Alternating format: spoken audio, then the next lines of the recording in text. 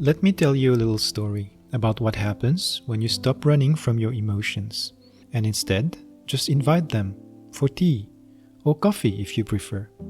Disclaimer, this story is directly inspired from similar stories that I've read before and you may have as well, but we're kind of making our own story today. So, it started one afternoon just as the kettle began to whistle. Yes, those nice whistling kettles, not the boring electric ones that we all have. There was a knock at the door. I opened it, and there was Anger, red-faced, breathing heavily, looking like someone who's been trying to hold it together all day and had finally blown a fuse. "I'm here," he growled. "I can see that," I said, keeping my voice calm. I poured him a cup of strong black coffee, no sugar. He drank it in one gulp, slammed the cup down, almost breaking it, and jumped on the couch. He then just stared into space. Eventually, his fists loosened. "No one listens," he muttered. I nodded. "I'm listening." And that was enough. Not long after, Sadness arrived. She didn't knock, she just kind of seeped in through the walls, wrapped in a blanket that looked like it had indulged in the song All By Myself way too many times. She said nothing, she just looked at me with those tired eyes. I handed her some chamomile with a little bit of honey. She cradled the cup like a fragile, scared little bird. "I don't even know why I'm here," she said softly. "You don't have to figure out anything today," I replied. We sat together in silence. Sometimes that's the only language sadness speaks. Anxiety burst in without warning. She knocked, rang the bell, opened the door, and apologized for being early and late at the same time. "There's not enough mugs. What if more guests show up? What if I say the wrong thing? What if the tea isn't organic?" I handed her some peppermint tea, not in a tea bag because of the microplastics, and I slowly turned off the stove. "You're safe," I said.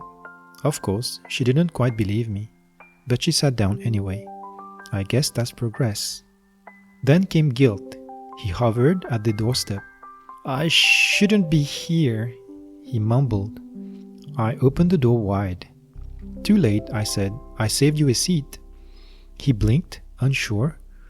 Pretty sure anxiety and him are close friends. I gave him Earl Grey. He took a sip and looked like it was the first kindness he'd received in weeks. He then went on to join his friend. Shame didn't even step inside. As much as he seemed eager to come in, at the same time he seemed to be looking for somewhere to hide. I just left the door open for him, didn't force it.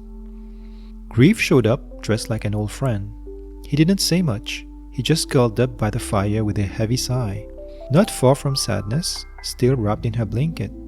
I gave him something warm and left the lights dim. Loneliness was the last to show up. He just sat quietly in a corner, scrolling his phone, pretending someone might call. I brought him a second cup, just in case. We all sat together, wrapped in a tender, bittersweet silence, interrupted only now and then by the gentle whimpers of anger and anxiety. And just when I thought the room couldn't hold another feeling, love arrived. Not loud, no drama, no grand entrance. She just appeared. She didn't push anyone out, didn't try to fix a thing.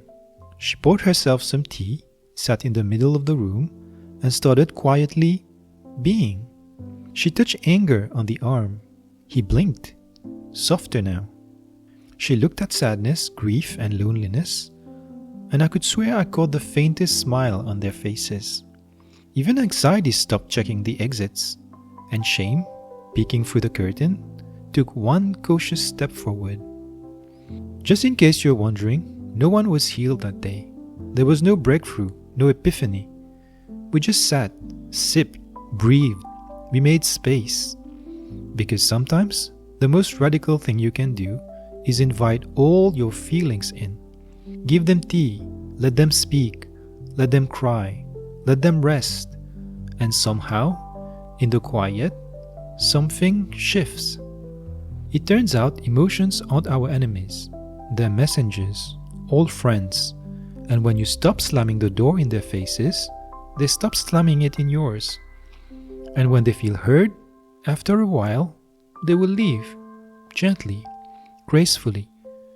And perhaps one of them might just linger around. You know which one. So next time anger or grief or shame comes knocking, don't panic. Just put the kettle on. If you enjoyed this little story about how we sit with our emotions, not push them away, leave me a comment and let me know how you manage your own emotions. And please subscribe for more stories and whispers from the soul.